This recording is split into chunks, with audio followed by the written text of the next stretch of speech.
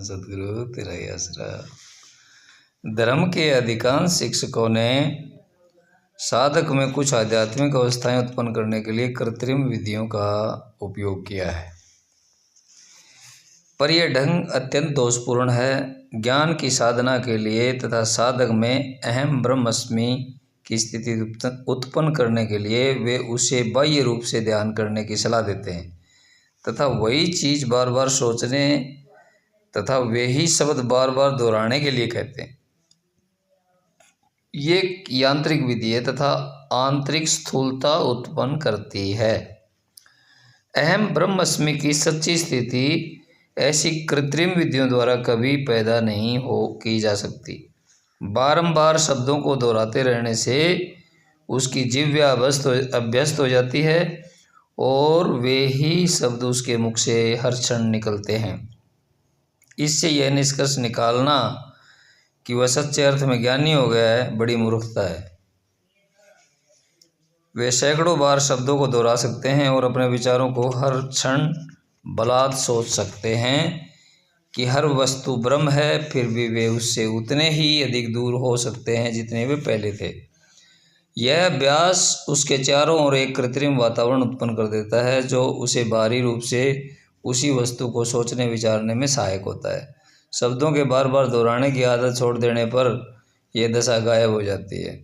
अतः यह बिल्कुल स्पष्ट है कि इस प्रकार की तथाकथित उत्पन्न हुई अहम ब्रह्मस्मि की स्थिति वास्तव में सच्ची नहीं वरन केवल झूठी एवं काल्पनिक है। इसके अतिरिक्त अहम ब्रह्मस्मि की सच्ची स्थिति भी जो साधारणतः अत्यंत ऊंची उपलब्धि मानी जाती है वास्तव में वैसी नहीं।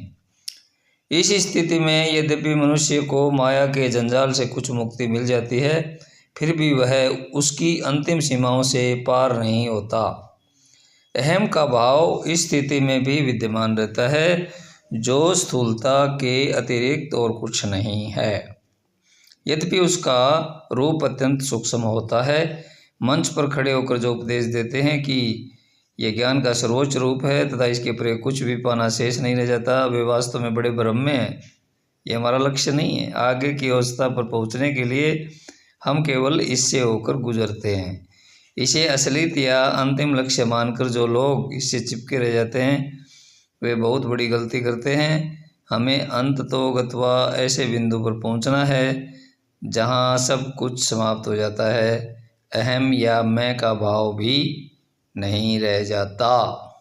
यही पूर्ण अस्तित्व की स्थिति है जिसे हमें अंततः प्राप्त करना है और जहां अहम या मैं की चीख भी अर्थहीन हो जाती है।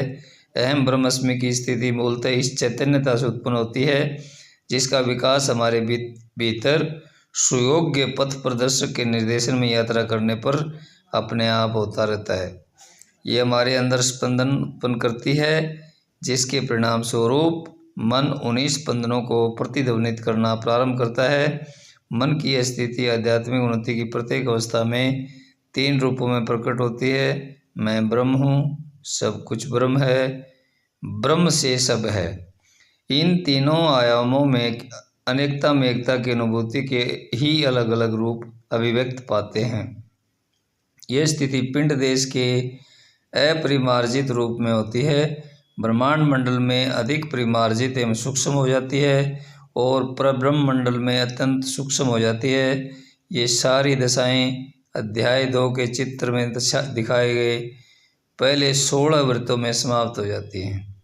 अतः आध्यात्मिकता के साधक को सही प्रशिक्षण के लिए सच्चे सुयोग्य गुरु के निर्देशन में आंतरिक सफाई या चक्रों की शुद्धता और इंद्रियों एवं अन्य वृत्तियों के पूर्ण संयमित व्यवहार पर उचित ध्यान देते हुए साक्षात्कार के पथ पर सहज रूप से अग्रसर होना चाहिए। धन धन सद्गुरु तेरा ही आसरा।